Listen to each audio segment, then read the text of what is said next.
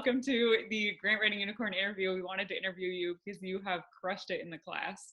So do you want to give a little bit of background on yourself? Like basically, who are you for anyone that might be curious? Sure thing. My name is Tsēmā Igharas and I am a practicing artist. My work is mainly interdisciplinary. I've been living in San Francisco for a time and currently hiding out in northern Canada here during the pandemic. Yeah, I was like, can anyone pick up the accent here? We have a Canadian in the class. Yes. Which is awesome because it's the same recipe whether you're writing a grant or you're writing a grant in the US, right? Which you have done. You have almost. When so it comes to federal grants, there's differences. And arts grants too, and I think that's why you wanted to talk.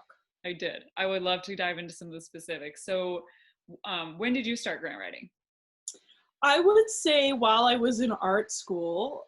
I didn't win my first grant until after graduating, but I would say my writing scholarships throughout my time at art school really helps build the foundation of my grants. I won my first grant the first year that I was out of school.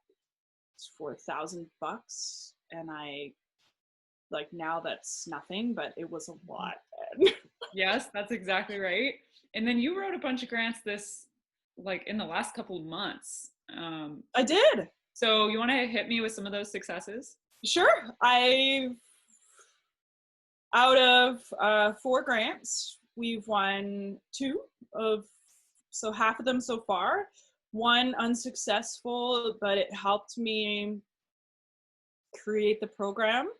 Mm-hmm. And the last one I'm still waiting for, fingers crossed. I was really proud of that application. That's the one that I sent you. It's stepping off of the one that I didn't win. And so we're really hoping for that one. Nice. That one is baked into the new course actually as the sample narrative. It is awesome. Oh, cool. Yeah. Mm-hmm. That's sweet. So yeah, I mean, you've been grant writing before you even signed up for the course. So why is it that you decided to take grant writing from start to funded?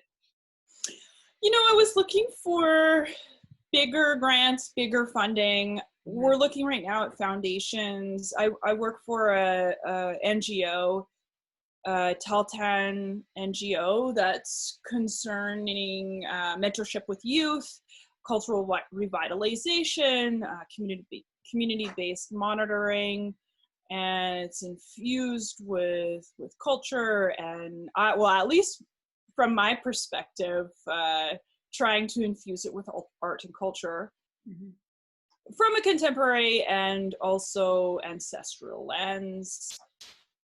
I was recommended the course from Curtis Bratchery, who is another NGO board member who'd taken the course before. There's a lot of access to templates that was really beneficial, and so that was part of the reason that he asked for me to sign up. The NGO actually paid for me to be able to take the course.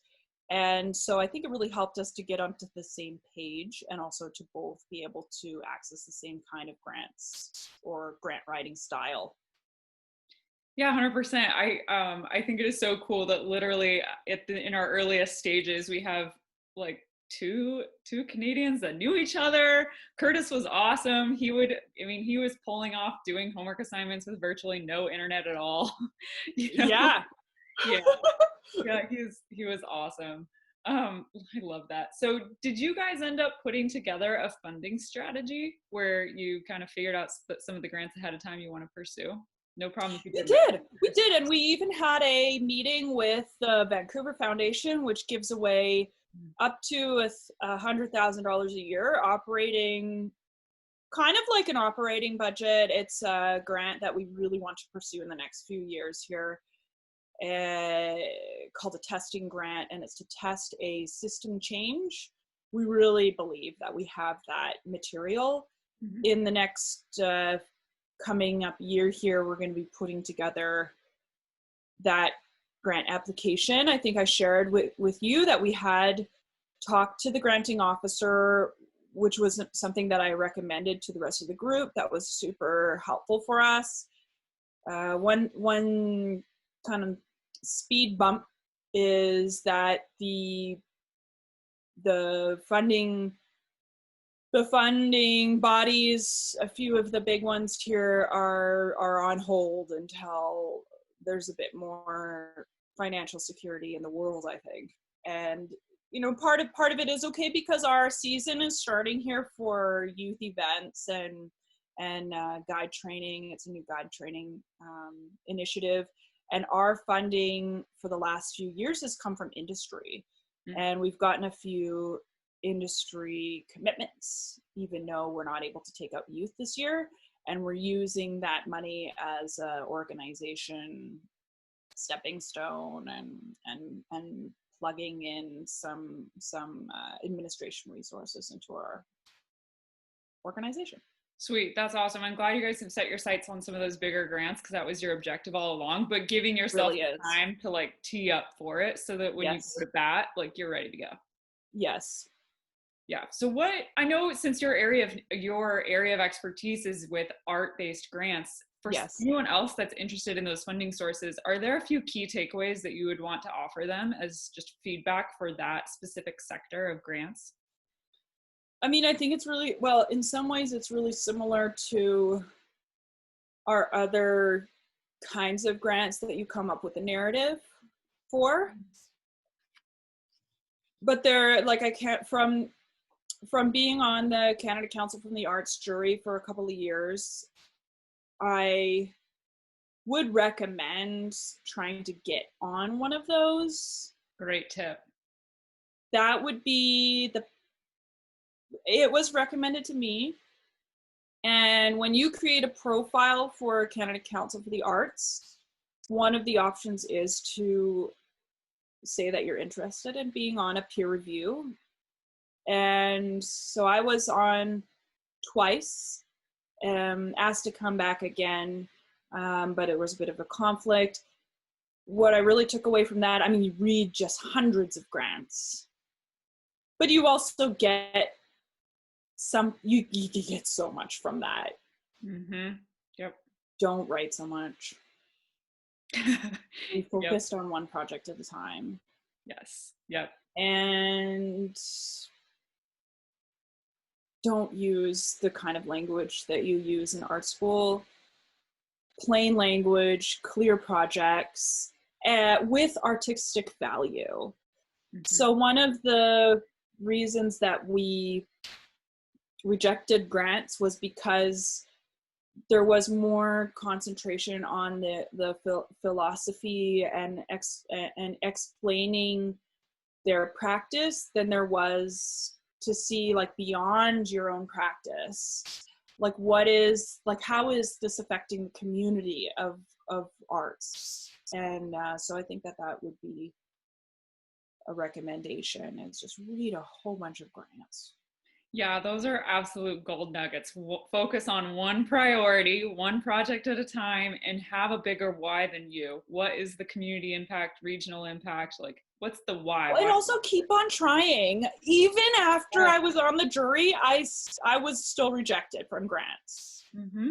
And to Canada Council of the Arts. This last one I sent you was the first time that I was applying for the stream that I had actually juried for twice.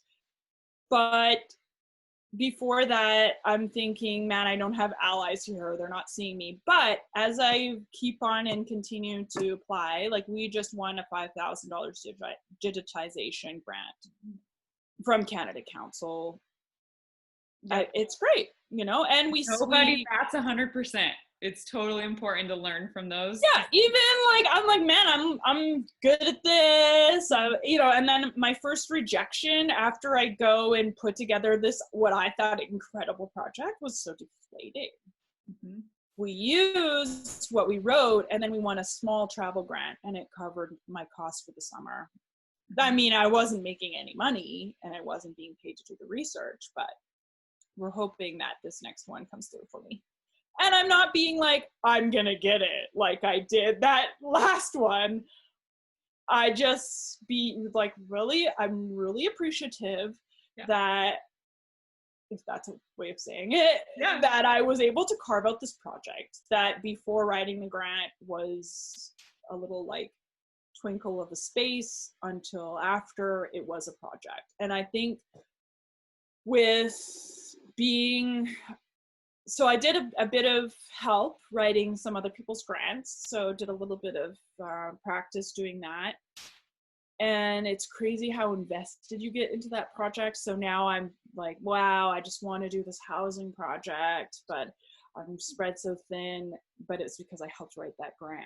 And so it's really interesting for me to, from like zero to hero of a project.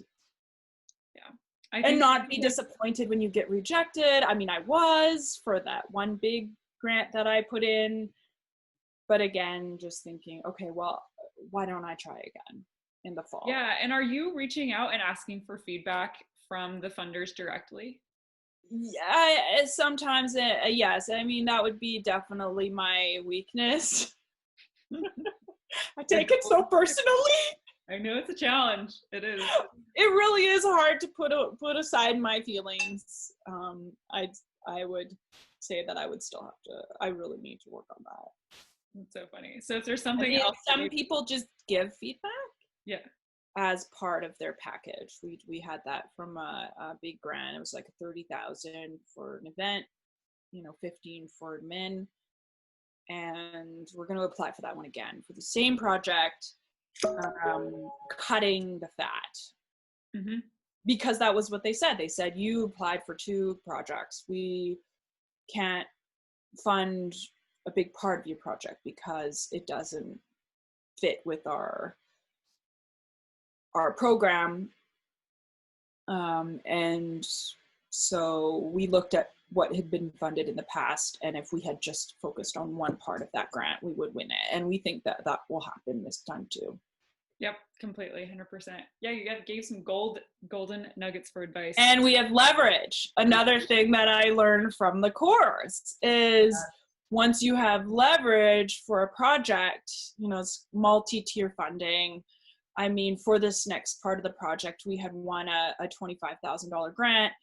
A lot of the scope has changed, and we want to, instead of have a big gala event in Vancouver, we want to bring everybody up north instead and do another show there. And it gives us a leverage. We already have the programming and the artist fees covered.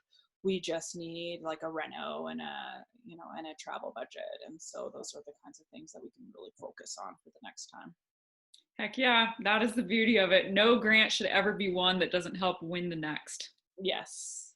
Yeah, totally. So if we were to do something to further support you in the course, like if, I don't know, whatever your needs might be moving forward as a grant writer, just what would those be? Because we're trying to imagine what like the future looks like for people like you that are kind of moving into advanced grant writing. I mean, I think my weakness in the course was really like the irony of timing. So, and in my last conversation I just had with an art critic, we talked about colonial timelines. So how there are seasons for grants. And so for me, it was very inconvenient that all of these grants were due at the same time as the course was happening. And I just don't know how we could have avoided that. I think the pandemic has taught me a very valuable lesson, which is know your seasons. Yeah. So I think it's going to be for more advanced grant writers. What really would help is learning to find a good co-writer, learning how to pay your co-writer, learning how to plan your entire year out around grant writing seasons. So for me, taking a grant writing course at the same time as grant writing season was way too much. I'm like, the irony here is that I'm writing grants, so I don't have time for this course. Right. But the takeaway is the access to the materials, the grant, right, like the toolkit. So that actually has been written into one of our funding strategy for the summer, is that we have a chunk of money to use the tool planning kit that was provided, take some time to really work it out. Yeah, it just takes time. Like 2 years in, we were created out of desperation to try to avoid bureaucracy from other organizations that can host the funds. What we really need as an organization right now in our growing pains is to figure out a plan moving forward. Yep, you guys are growing up a little bit, right? So it's like, shoot, now how do we put some stuff in, like, gosh forbid, but like the process might help a little bit. Yeah, I feel you on that, because I'm like always going to like the messy startup phase of everything, and the moment it becomes like grown up, I'm not usually interested. So yeah, so it's a challenge. I feel you on that. The other thing on seasonalities, don't forget you have lifetime access, and the course is awesome. So feel free to just, like, when it's dark in winter, back in there. I get that. And I signed myself up for the financial committee, which was really outside of my wheelhouse. True. I think another takeaway is just not to be afraid of the budget. Yes. Yeah. I feel like that's always been my weakness.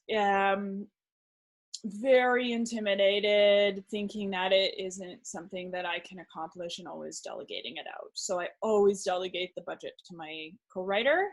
Mm-hmm. And I also am very reliant on my co-writer. She's just so incredible. We would just have such a good relationship. And so I've been trying so desperately it's not like I don't want to use her, but just to be able to know that I could do a budget too. You can totally do it. I know. I was totally number freaked out too. As far as I'm concerned, if someone can learn, I wonder if there was some way of bringing in some sort of like financial counselor. Yeah, right. Do they exist? Let's talk through our number barriers. I think it's because we're naturally like more the creative side if you're attracted to grant writing. Yeah. And it literally is the two different sides of the brain, and very few people have both perfectly. Like, I wish that I could. Like, I would absolutely like take so much benefit from having an accountant who works with creatives to have like a counseling session. Yeah. Okay, duly noted as some sort of future monthly training. Till I find that unicorn that can teach it, we will definitely do it at some point. Like, I'm just so, like, I still get like tight. I still save the budget till the very last day, and then it just... You gotta do it because it bakes into your narrative and your resolution. Like, one of the grants that I slipped in, like 3 weeks writing it, 1 day on the budget. The budget didn't, like, I had missed some instructions of the budget, didn't get the grant. I'm like, Mm-hmm. Goals for 2021 grants, goals. Yeah. Cool. Well, we actually have our unicorn team meeting here in a couple minutes. So before we sign off, what would you say someone that's trying, like, on the fence, do they want to take grant writing from start to funded? Like, do you have any words of advice for them? Yeah, I guess just to see it as not only professional but personal development. Like, sure. It really keeps you on track. I think, I have now in my schedule, like, just really paying attention to the advice trying it out for a little while. I put into my schedule in the first week that meetings and accounting day, hard work day, et cetera. Do I keep that schedule? Not so much, but I pay attention to it. And so I think it's about like filing and taking advantage of the community while you have it, and then just knowing that you can come back to it and at your own pace. Yeah, 100%. Even when I get sidetracked myself, I'm like, okay, what are your 3 priorities? Write them down, get back to the basics. Yeah, and I always advise this as an artist too. It's accomplish one thing. Like it could be so small, like make your bed or make a meal, or just at least one thing per day, especially in the slog, just so that you can feel that sense of accomplishment. So it's such a true bit of advice. Yeah, totally. Well, you're awesome. Thank you so much for this fabulous interview. I really appreciate it. I think I am stoked for people that are actually interested in art grants, because there's so much gold in those tips that you had. So thank you. Oh, yeah. Awesome. Well, thanks for reaching out, Meredith, and I enjoyed the course. Yay. Okay, well, stay in touch. We got the community group. You drop a line, whatever. All right. Take care. Bye.